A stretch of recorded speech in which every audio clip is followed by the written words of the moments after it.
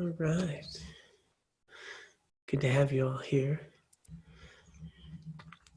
We are, I imagine, going to complete the teachings on the three principal aspects of the path tonight. There's really one verse to unpack and then another one to really talk about practice. So before we just dive into that, just wanted to check in with everybody, see how you're doing, and see if anyone had any questions or anything that's been bubbling up in terms of just life or their practice or any Buddhist type questions. So I wanted to give a moment for that. And if you do have a question or a thought or something to share or ask, you can, there's a little raise your hand button, I think, at the bottom of your screen.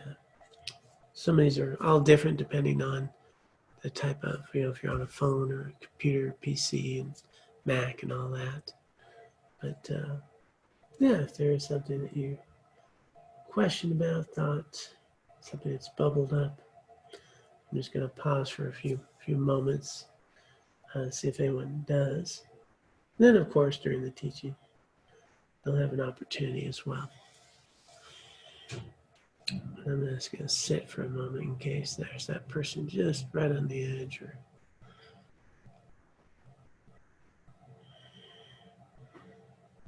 you can also type in sort of in the Q&A question.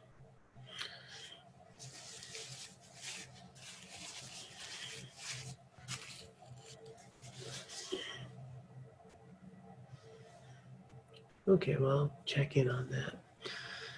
So we have been working our way through this really precious text, this pith instructions, the three principal aspects of the path, these 14 verses which really elucidate how we become awakened. And this text provided by Lama Tsongkhapa to one of his disciples, Namang Darje, captures what we need to do for enlightenment, and gets right to the point. Very concise. It starts with renunciation, and that is much easier said than done. Renunciation. We've talked about this and unpacked it in many different ways over many different sessions, but don't we all, still have this grasping to samsara, grasping to these worldly concerns, grasping to how I want things to be. And renunciation is really coming to terms with there's nothing in samsara that I'm interested in, even remotely, that my whole goal is to eliminate samsara. And that doesn't mean eliminate my house, that doesn't mean eliminate my friends, that doesn't mean eliminate my exercise equipment. It means eliminate the delusion. It means eliminate the confusion that gives rise to samsara. And that while I am here in this human form, whatever's available to me, I'm going to use all those means to create the conditions to escape. That all this is an opportunity to cut through the delusion that imprison me in samsara. At night and day, you have this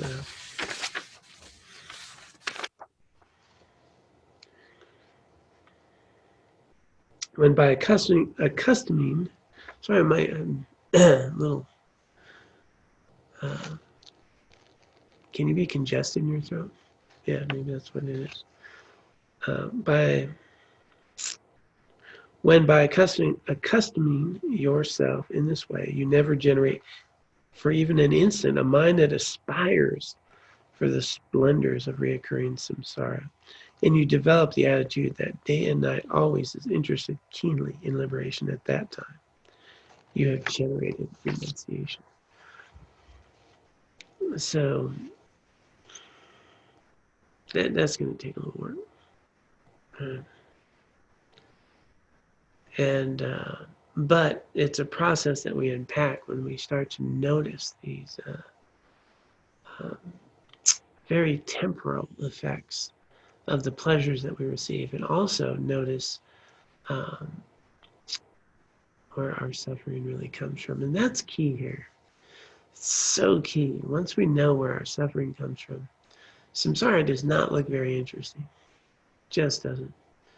It only looks interesting in the sense of the rare and precious opportunity we have for liberation.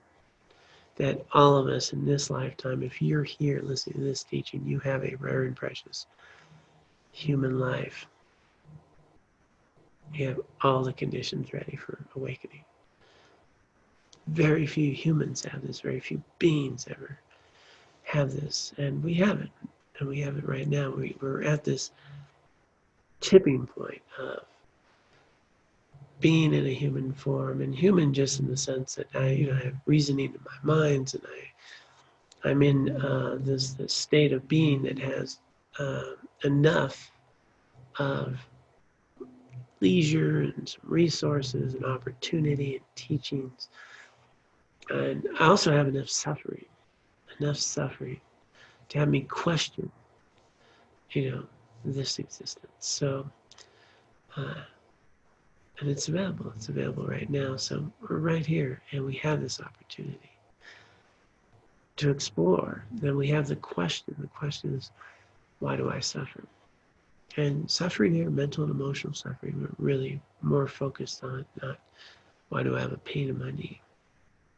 Even that, though, is part of it. But starting here, we have this question.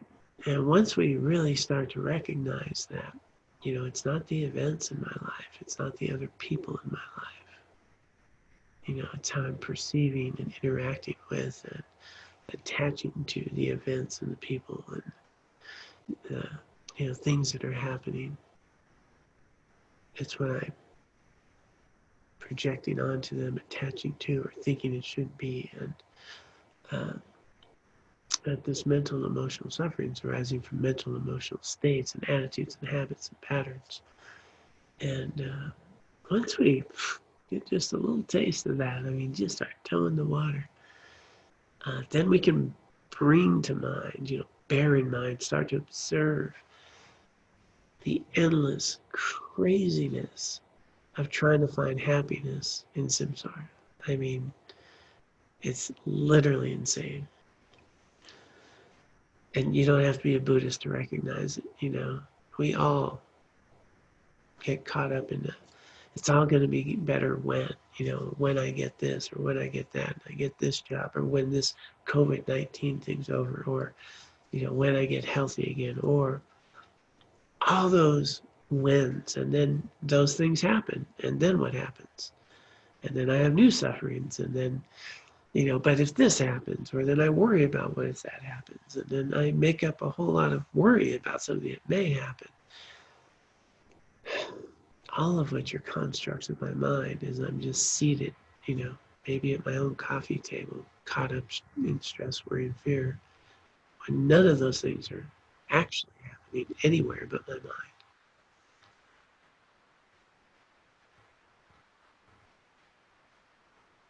And then the difficult things do happen. And then sometimes those difficult things, we find a certain way of being in the world, a certain resiliency and inner strength, a way of engaging with the trauma or the difficulties in ways we never thought capable of. Then we get some life lessons out of them.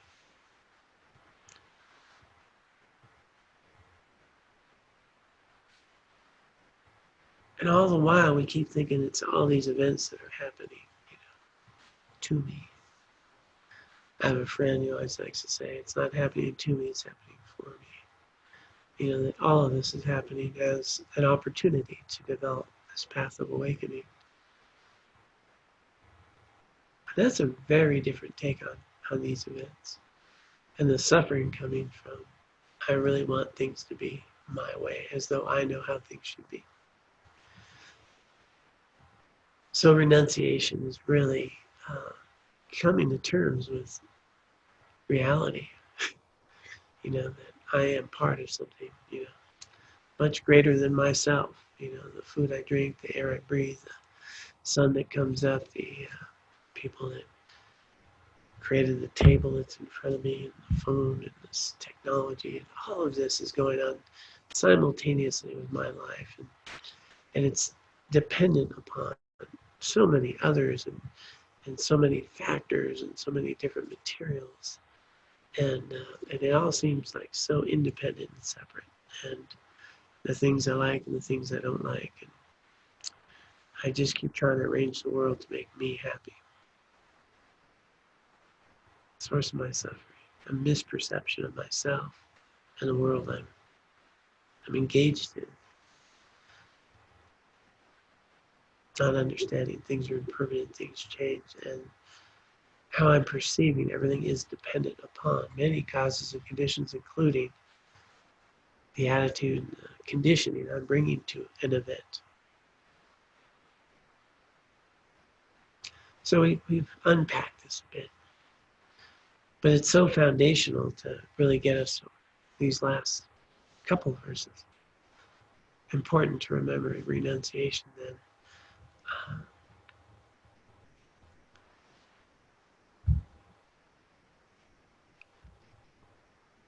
I won't get this quote right exactly, but it captures it. Well, we don't like suffering, but we all love the causes of suffering.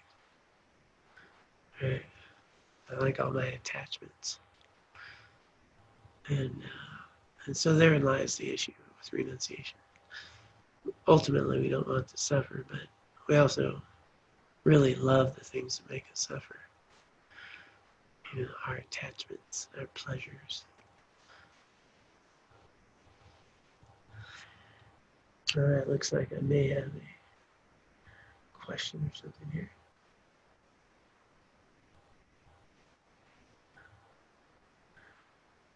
So it says, I keep thinking about Venerable Tenzin Palmo Cave for a little over 12 years, and about Paladin Gyatso in Chinese prison for 33 years, and what they had to renounce in those years. Yeah, there's some probably didn't have, again, I can't speak for them. They're going to answer that question. But anyone who is that fully engaged in the practice to the degree that they are, I'm pretty sure they had a great degree of renunciation. Man, incredible beings. And that's something with renunciation we really get to discover, our inner resources on ways that we couldn't imagine right now. Okay. So with renunciation, then we start to recognize, wow, I want to stop doing this. And so I'm going to engage in this path of awakening. I'm going to strive night and day to cultivate this path of awakening and cut through that source of misperception. And the second aspect of this path is bodhicitta. Well, I'm not the only one suffering. Everybody's suffering. And we're all in this together, and we've all been in this together. And as I suffer, they suffer. And it's this bodhicitta that we can cultivate, that lead. I mean, it's the fuel. It's the I think of it as a rocket fuel of energy to really get up in the morning and go full bore at this path. Bodhicitta is this great compassion. It's been described as the renunciation I have, where nothing about this is this is all suffering. I see it's a prison. I know it's a prison for myself, and then bodhicitta is having that same degree of abhorrence for that. When we think of others who are trapped in this way, and we can't stand to see others suffer, and that we're willing to do anything to cut through that suffering. And one of the most basic fundamental ways that we can help others is to improve ourselves, to engage in this path, to become a bodhisattva, to become a Buddha ultimately, we can be much more helpful. We can help a few people now. We can relieve temporarily some pains. We can help somebody. We can feed somebody. We can do some good in samsara, but all that will be temporary.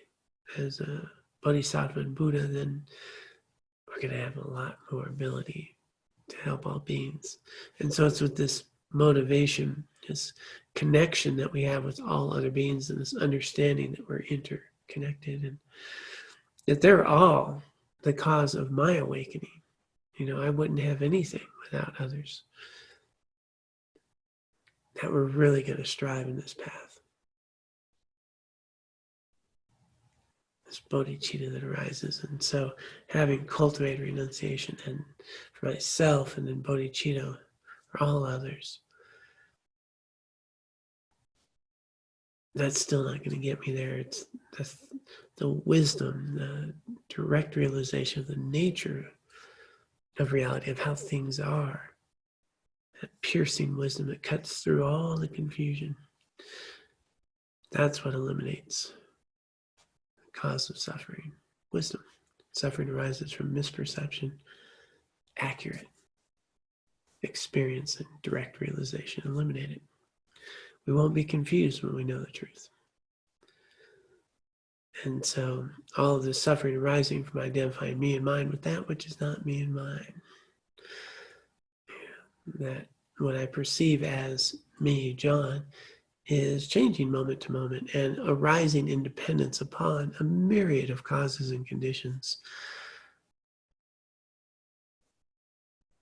And how I'm perceiving everything that I'm looking at, I'm always perceiving that through an interdependent experience of what's arising to me, and the conditioned mind I'm bringing to it, the state of being I'm in when I perceive it, the karma and cultivation and condition I've created throughout lifetimes. And it's all very fluid and very subjective and interdependent. But it doesn't appear that way. I don't appear that way. I keep thinking I'm this guy that was here yesterday. And I'm not. Nor am I the person now that I'll be tomorrow. Which is empowering. It's just incredibly amazing that we are becoming in every moment. I'm not stuck.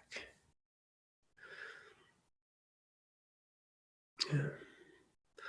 And so now we really approach how things are. And so we got to these verses on wisdom. And we've been working with how things arise dependently. And this is the key point. I'm just going to pause in case they would. Okay, because we're going into a little bit of deep water here. But we're going to work with this. So we've talked about, how things arise dependent, right? There's no inherently self-existent item, person, thing, phenomena, right? This table is arising dependent upon the wood, the people who built it, the different components to it, the tree it once was, the seed that became the tree, the people who cut the tree down. The myriad of conditions that have given rise, or even just the lumber that would at some point make it to a place that it would then be cut and shaped into wood and then fashioned into a table. And then, the factories, it was built in a factory, or the workshop, and the shipping. And actually, I think this came on Amazon at some point.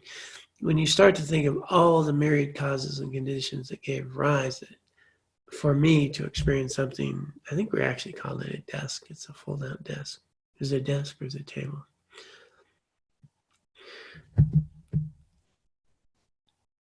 there's no independent table here that was here that isn't dependent upon a myriad of causes and conditions that gave rise for me to experience this as a table and not a desk at the moment.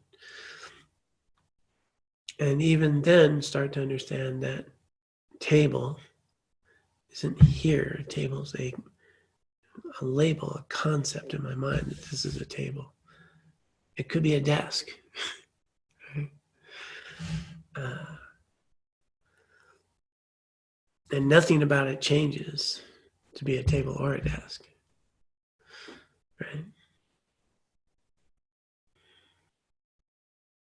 And then what makes it a table? 4 legs, what about 3 legs, what about table, 6 legs? Wood, well, not wood, could be metal, could be.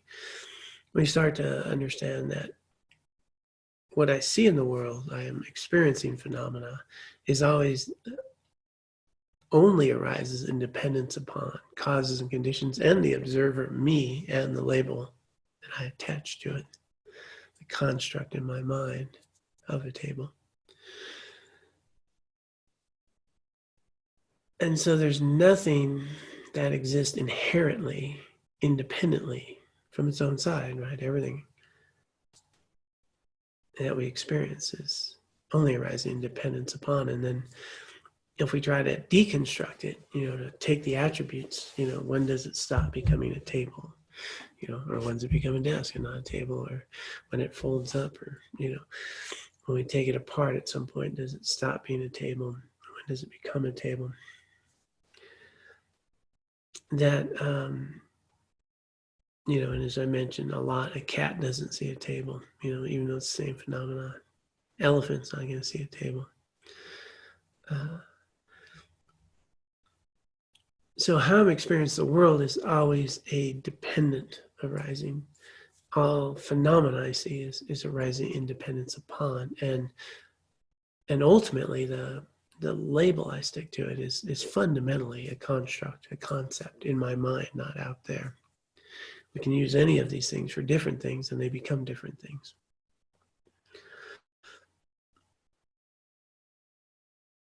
So the world doesn't appear that way. It appears very objective, real. I'm looking at a camera, a microphone. They look very independent, not interdependent. And so this is key to start to understand that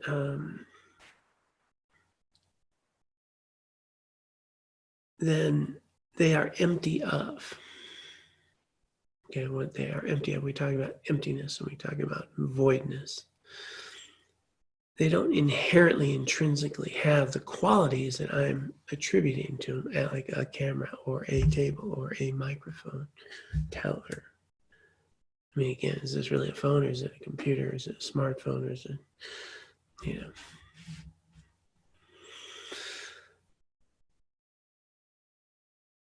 we're projecting qualities and attributes onto these, and they're not inherently within them. And those qualities and attributes, whether it's a phone or a computer or a smartphone or a not so smartphone, or, somebody, thinks they're, the worst thing in the world, some best thing ever, don't exist in them. Those attributes and qualities are things that arise in dependence upon myself, my conditioning, the phenomenon. They're not inherently in the phone, or, again, a cat is not going to see the same qualities or attributes in this that I would. Nor would I see the same qualities or attributes in their cat food as they do. So then Lama Tsongkhapa, he really takes this brilliant approach at understanding the nature of emptiness, the nature of emptiness, which is that if things don't inherently exist, they're empty of those qualities and attributes. Those qualities and attributes only arise in dependence upon all the causes and conditions in the interdependent experience we're having right now of me seeing a camera. I'm looking at a camera, but you're looking at me, which is also an interesting experience, right?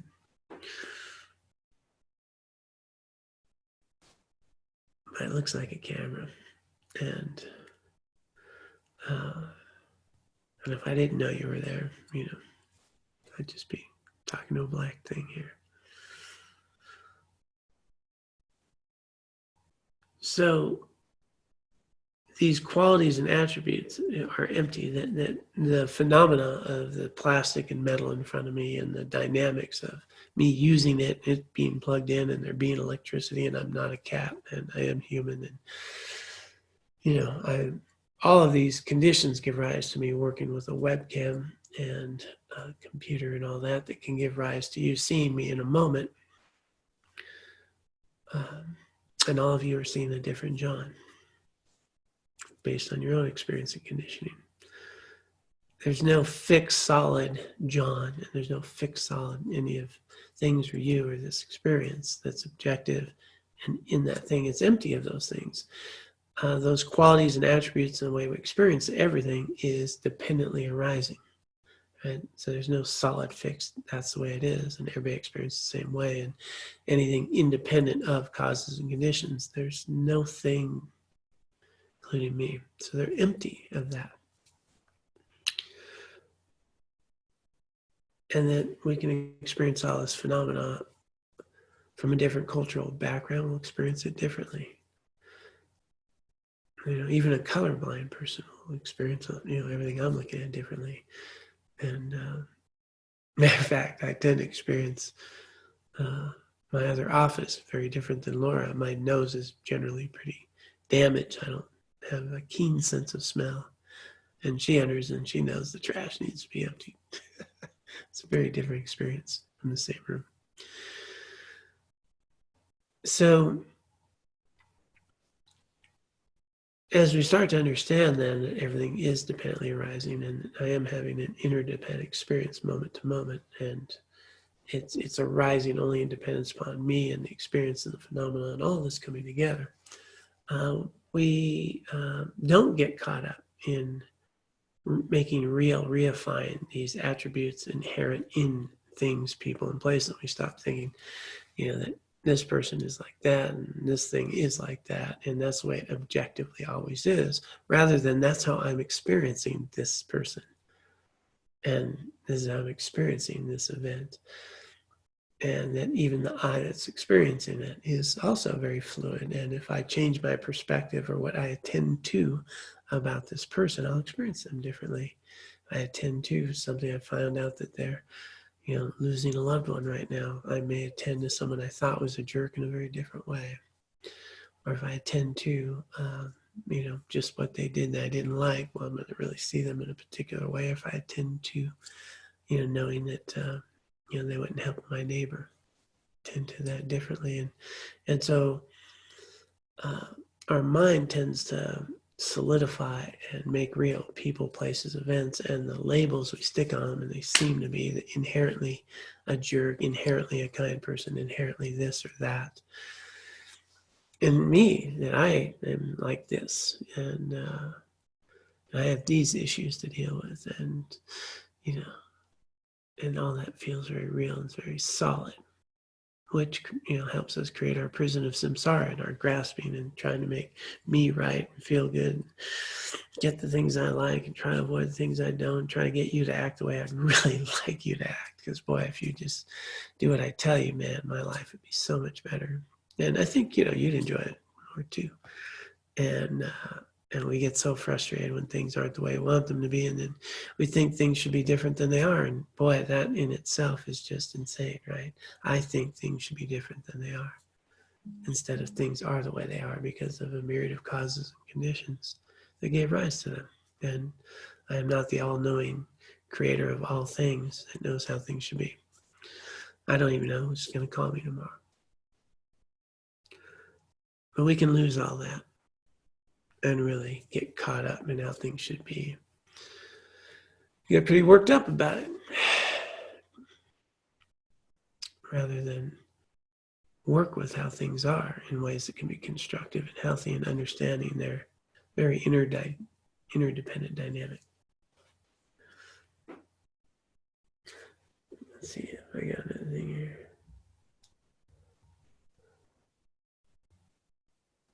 question. So what role in this does perception play?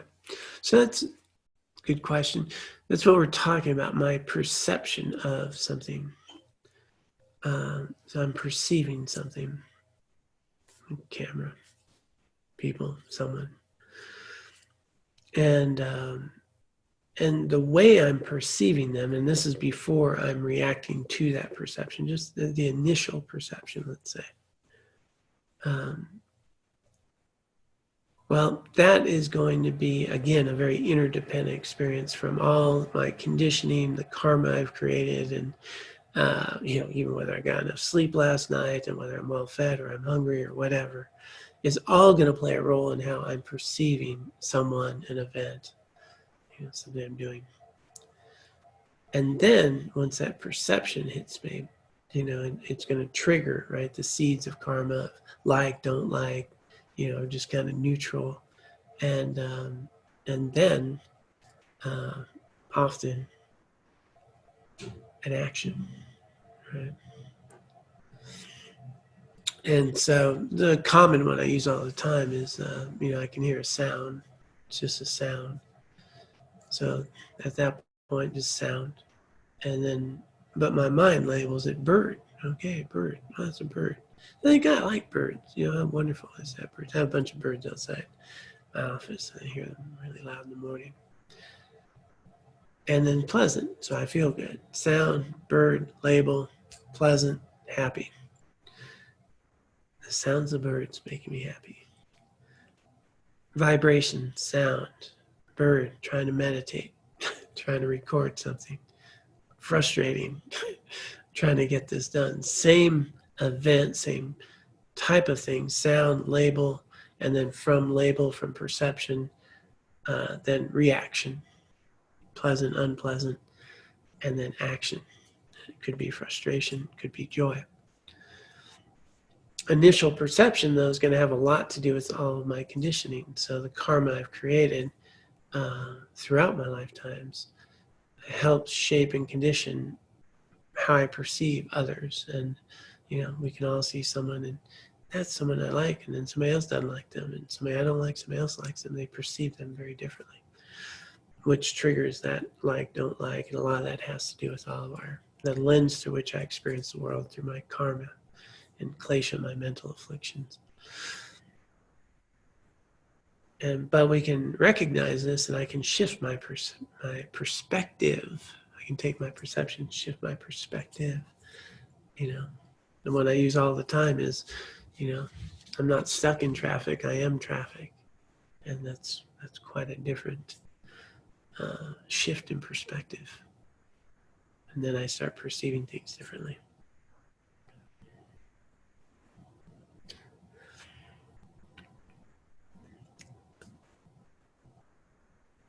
And then we talked a great deal about what gives rise to pleasant and unpleasant experience, to my perception. And virtuous actions always give rise then to more pleasant experiences. Non-virtuous gives rise to unpleasant.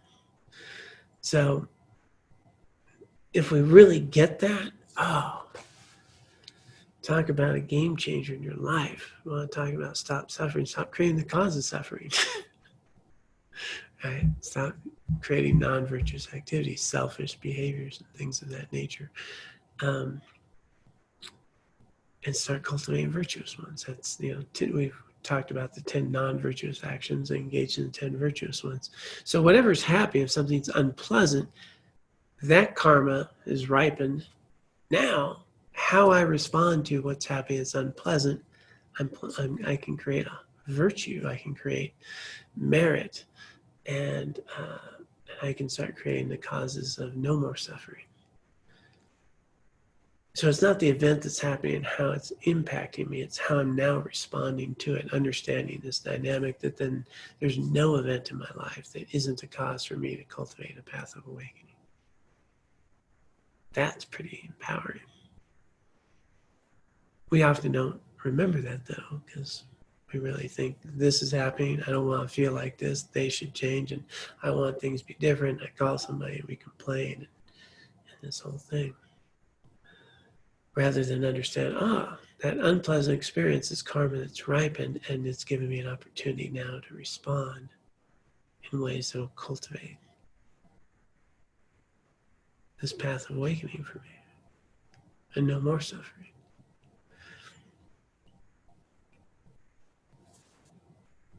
So really getting that dynamic down, it's so straightforward. There's nothing mystical about that. It's very difficult to do because we get very caught up in our feelings. We get very caught up in, again, perceiving everything is so solid and real and from their side, and they're doing this to me and so forth, instead of this interdependent experience. That's why understanding things as they are is going to eliminate all of that cause of suffering and confusion and the seeds that give rise to anger, frustration, despair, etc. And understand that, this is just a moment of one day, of 1 week, of 1 year, of one life, of multiple lives, of an opportunity to, in this life, be liberated from that whole cycle.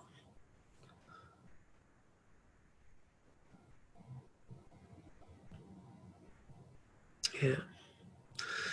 So this takes practice. And it takes practice with a very discerning and wise mind, someone that checks to see if it's true. Is it true or is it not true? So everything about Buddhism is fundamentally about what's true. So we don't take anything on faith. We don't take anything because it was said here. It's, well, does virtuous activity cause, more pleasurable experiences or not? It's true or it's not. And it's testable. Non-virtuous activities that create, more suffering, mental, emotional suffering, true or not true. So therein lies, well, let's check it out. But it takes time, right? So engaging in virtuous activity, we're understanding, first off, is everything temporary? Are the moments and the fleeting emotions I'm having temporary? I think we can conclude, yes. Keep an emotions journal all day, and you will be incredibly shocked at how many emotions you have in a few hours, let alone all day. There's no way you can mark them down. What types of emotions? Was I surprised? Surprised. Oh, then comfortable. Then, happy. And then, anxious. Oh, a little nervous. Just all these fleeting emotions. They're all very temporary. But they seem so very real and strong. And I, had the worst day ever. And in fact, I had a bad 5 minutes and I milked it all day to be really terrible. But if we start to then observe and start noting virtuous activity, responding to life's events in ways that are constructive and meaningful, that I'll feel good about, that are, ethical, and you might start finding some peace of mind really, actually, much quicker than you might think. But we want to give this time. And it doesn't mean the events in my life need to change. It means that how I experience the events in my life change. And I can still bust my knee or, whatever, and lose a trip or have a late plane. It's not about that stuff. It means I don't get ruffled when my plane doesn't work. I don't get ruffled when, I break my leg. I get into solution, and it doesn't rock me.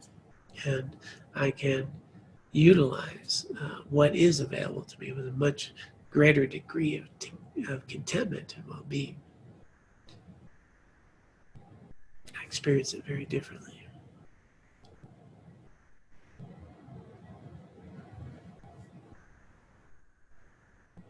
Okay, got a comment here. If you could get to it, could you unpack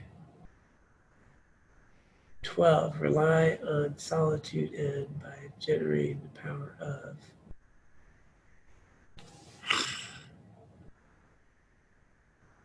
I don't think that's 12. So, Dusty.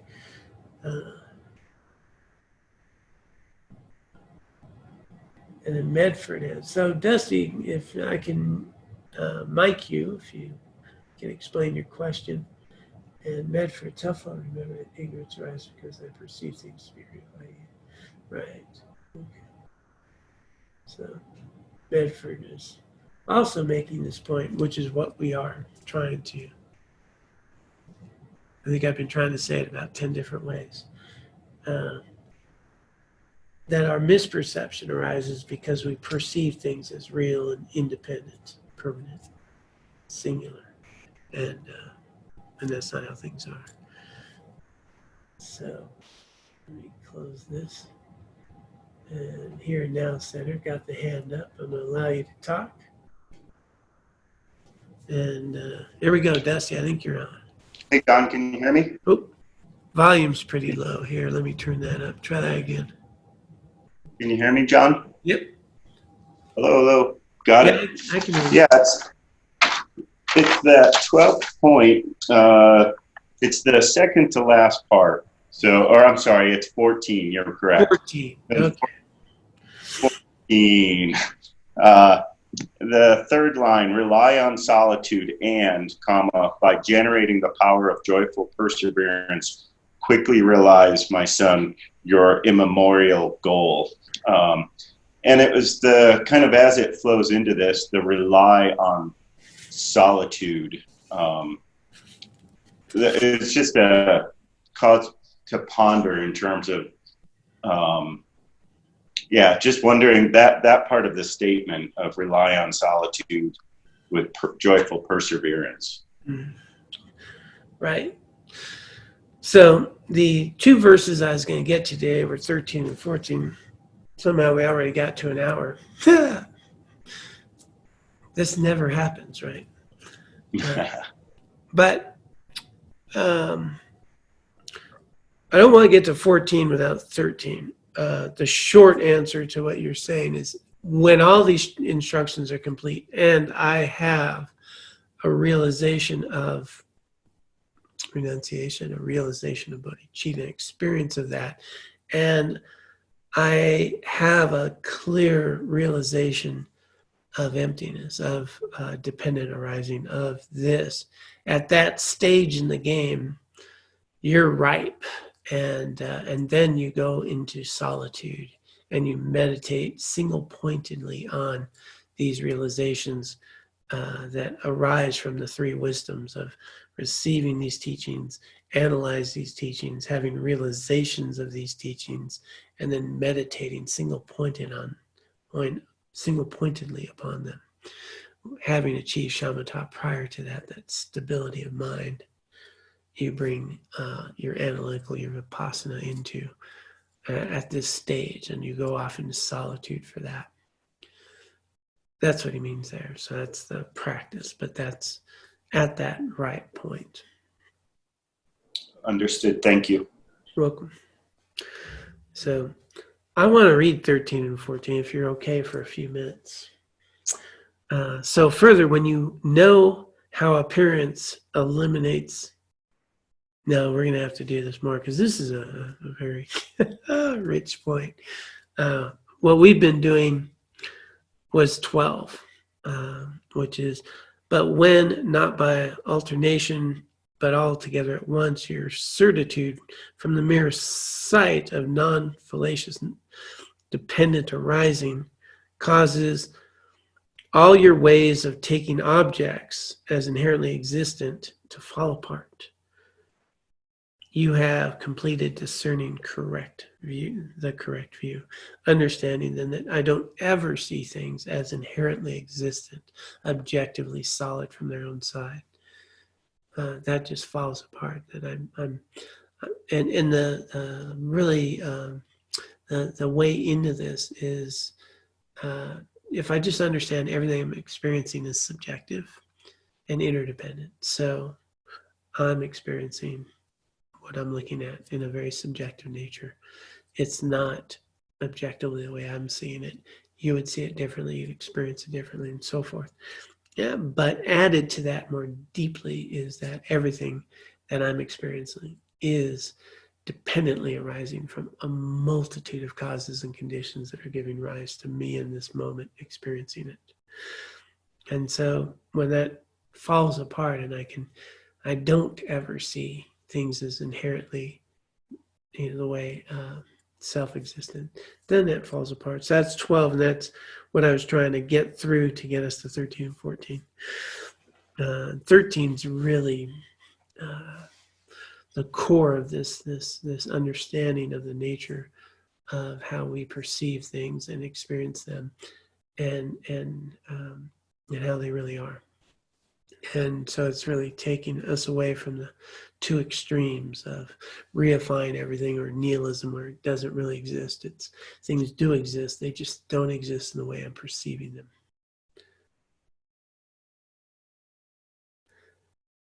And the main point to that is what I've been talking about, is when we understand the fluid nature of this experience and the real causes that give rise to happiness or suffering, well, then we can actually start working with the real issues instead of reifying samsara and creating more suffering in my life. So we as humans tend to keep building our prison cells and not wanting to be in prison. And we could actually start eliminating the prison cells if we start understanding the real causes of suffering and happiness. So I do hope we can practice this a little bit this week, so that we'll be ripe for next week. And we can start seeing how just changing my attitude changes my experience. How engaging in virtuous activity, that's the key. How starting to observe the fleeting nature of my thoughts, my angers, my frustrations, my joys, and how they're always arising in dependence upon my attitude, what's going on, and so forth. And just start noticing their subjective nature, their fleeting nature, and start to note that you actually have quite a bit more control in that than you think. We're a prisoner of how I feel, rather than I'm experiencing feelings. And they're temporary, and they're have something to do with previous conditioning, and I can shift that. And however I'm feeling is now giving me an opportunity to cultivate this path of awakening, virtuous activity, and some wisdom, which is really valuable, especially in the times we live in right now. There's such an incredible opportunity to go deeply to understand the nature of our experiences with each other, and how we can really be helpful in meaningful ways to others and to ourselves, to have some stability, some resiliency here. Because it's not about the events, it's about the opportunity to cultivate the qualities of seeing accurately and make this life truly meaningful. All right, well, let's go ahead and dedicate the incredible merit and wisdom that we have been cultivating here together as we unpack the nature of the path of liberation here, these three principal aspects of the path. So let us dedicate the merit and the wisdom that we have accumulated here today and throughout our lifetimes, both individually and collectively. Let us dedicate this for the benefit of all sentient beings. May all sentient beings be free of suffering, find their liberation, and may we be able to use the merit and the wisdom, the incredible conditions of this very lifetime, to cut through our delusions, to cultivate these three aspects of the path, to become a Buddha, so we can truly be of benefit to all sentient beings. And may we also dedicate the merit and wisdom accumulated here today and throughout our lifetimes for the long life of all the spiritual teachers, of all spiritual traditions who are authentically teaching this path of no more suffering. May they live long, may their teachings flourish.